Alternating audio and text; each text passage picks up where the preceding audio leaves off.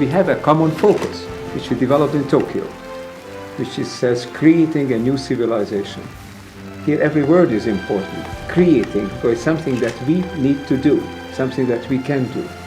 New, because it's not the one that we have now. And it's civilization, because it's not just business, it's not just politics, it's not just ecology, it's the whole thing. It's the way our humanity lives on this planet. Somewhere in southern Switzerland, there's a small town named Arosa, which is known as one of the world's most desirable holiday and ski resorts. Arosa is every skier's dream. It provides all the most modern facilities and attracts thousands of skiers and visitors every year. But in 2004, Arosa changed its vocation by becoming the meeting place of the World Spirit Forum. The second meeting of the World Spirit Forum took place on January 22, 2006. On this occasion, members of the World Wisdom Council were among its guests. Renowned scientists, philosophers, and spiritual leaders from around the world are making their way to Arosa. They're gathering, while at the same time on the other side of the mountain, another convention is taking place in Davos. Their feelings are razor sharp. In this gathering, it is clear that the fate of the world is at stake. Yes, but how do we come to it? By doing the inner work.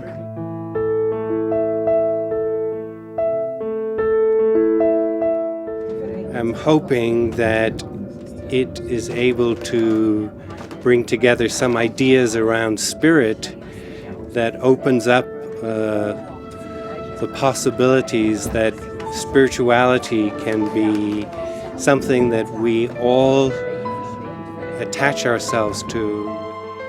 Only if we all get together and take action, no matter how small it may seem, only then can we expect a surge of positive hope, which hopefully is in time to stop the continuing downward trend. It's important not only to talk about this, what is important is to try to build programs and concrete programs to develop them. I've come here with an open mind and an open heart. I know I'm in the right place, and I'm just very much looking forward to the next few days. Trying to envision the best possible future for humanity and looking at how we can take steps toward that and how we can encourage people in all walks of life, in all kinds of organizations, to come to the notion of true global family and implementing the kind of world we really all dream of. Our lives of isolation are over, and we must be able to understand how to engage with our brothers and sisters all over the world, moving toward a period of spiritual resonance and solidarity in our one human family. So my sense is that if an increasing number of people take that challenge absolutely seriously, not just survival, but also flourishing, then we have a fighting chance. And my highest hope for Arosa is that we will be able to model and live that and actually experience a resonant connection amongst ourselves as we reach out to build networks that can bring people together around the planet at all levels, from the grassroots to the leadership, to connect in this new spirit of bringing forth a global civilization.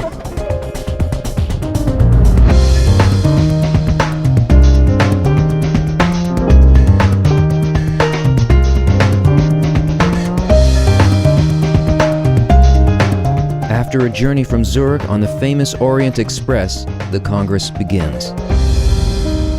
Very, very warm welcome here in Arosa. It's nice to be back for the third time.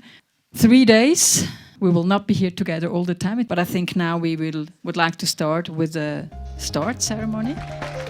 The participants get straight to the point for which they've gathered. They begin their discussions. Dr. Goodall, can you open for us this session, please? There are two reasons I'm very glad that you asked me to do this. First of all, because in so many meetings like this, the voice of the animals is forgotten. And we talk about them as part of the environment, but we forget that they're individual beings with lives of their own. Leave it for now. So we can imagine we're in the forest.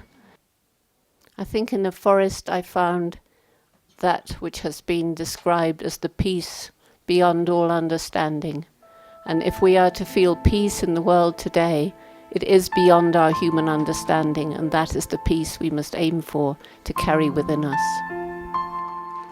I know all about peace because I never had war. If you really want to know what peace looks like, come to me, I can tell you. All attention is now tightly focused on the suggestions being offered. Trying not to miss a single word, the room becomes engulfed in a solemn thoughtfulness, and the participants are united by a feeling of shared responsibility. My learned brothers and sisters, I want to remind us we are in a race against time.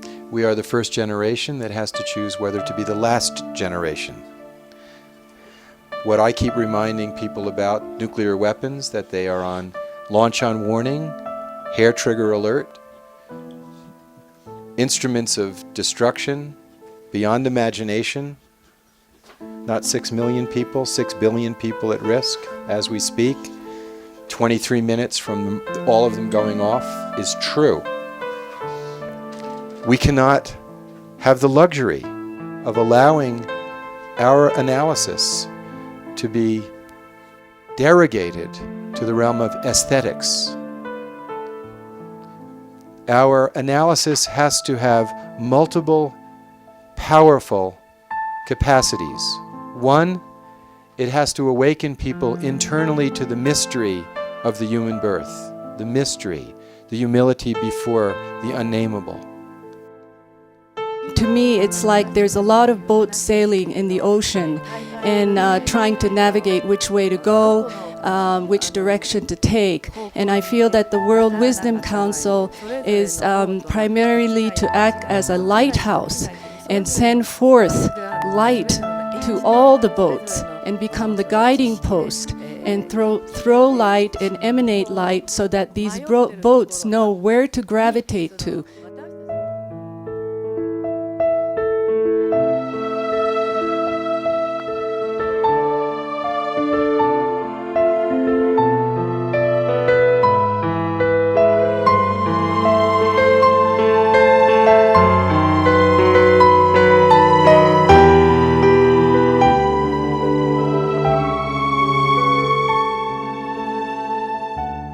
I want to share a personal feeling and experience which is very stimulating and elevating to myself, which is rooted in a classical Chinese text called the Doctrine of the Mean. Only those who are the most sincere, authentic, real, and true can fully realize themselves. If they can fully realize themselves, they can then fully realize the nature of being human. If they can fully realize the nature of being human, then they can take part in the transforming and nourishing process of heaven and earth. If they can take part in the transforming and nourishing process of heaven and earth, then they can form a trinity with heaven and earth. The most wonderful thing about being a human is that each of us has an absolutely unique point of perspective on the entire universe. And from our perspective and our knowledge and our values and our feelings, we create our realities, and we do it all together. But we can also move that point of perspective away from our bodies, which is really startling when you think about it. And so I would say, when you get depressed by what you read in the newspapers, when you think it's really getting hopeless, just lift that point of perspective up a little higher and look down on the human drama and discern through your critical faculties what's going on without judging it. Just discern, what is this human drama about right now, and what role can I best play in it? Our true purpose in life is God realization. Know the reality of who you are. You are a perfect child of God, immortal, eternal, and already in God's light. Some of the things that are on the table at the World Economic Forum this year are a stench in the nostrils of God. Friday, topic for discussion. The melting Arctic ice cap could unlock the potentially vast petroleum resources that lie beneath. They are planning to profiteer off of the destruction that is coming.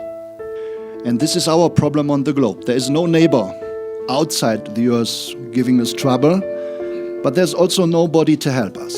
So if we do it wrong, afterwards we have to live with this. This is the collapse issue. We think we want money, power, and honor, all kinds of desires. Basically, what we want is to look good in the eyes of society. And that's what makes a person feel like a person. So, if we change the social values toward giving, then people will just have to change their behavior. If we artificially change social values so that society will appreciate a person only according to what he or she gives, then people will be ashamed of being egoists and will kind of be coerced to give to society. And if my kids appreciate me according to how much I give to society, if my kids and co-workers and everything and everywhere will only appreciate me according to what I give to society, then I will not have a choice. I will have to contribute. I will have to be a giver. I think that our first step should be constructing a permanently ongoing center that will deal with everything that has to do with building our message and portraying it or presenting it to the world.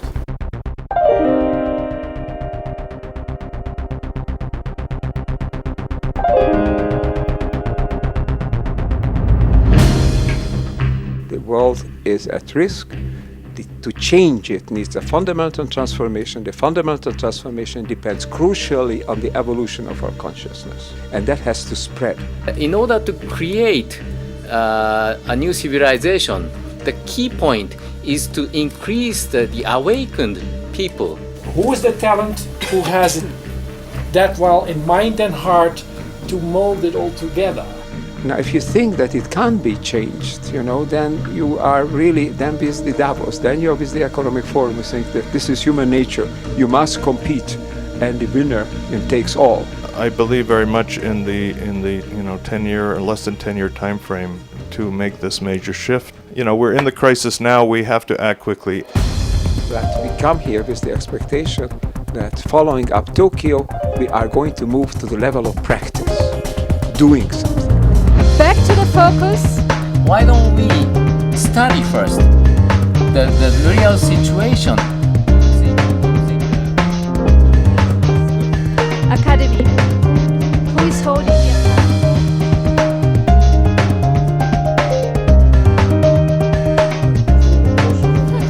Number 3.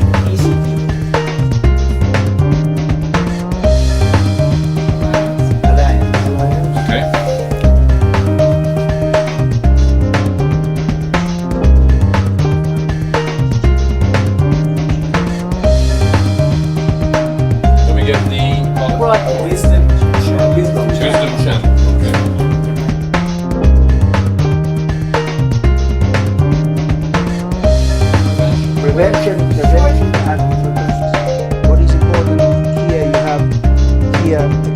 Okay, then we have the date, the 21st of September. Yes. Try to get a global holiday.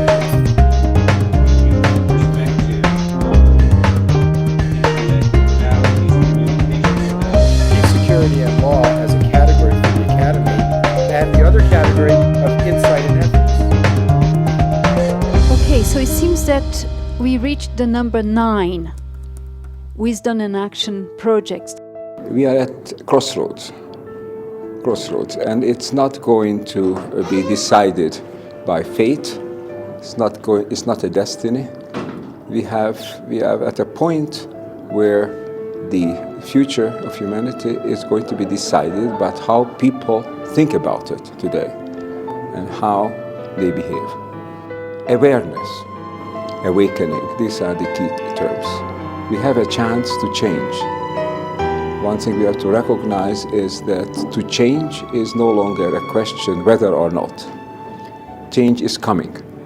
The only question is whether it's coming unexpectedly and abruptly on us so that we can't do much about it, we become victim of it, or whether we can anticipate it, create those major changes that will bring about a better future.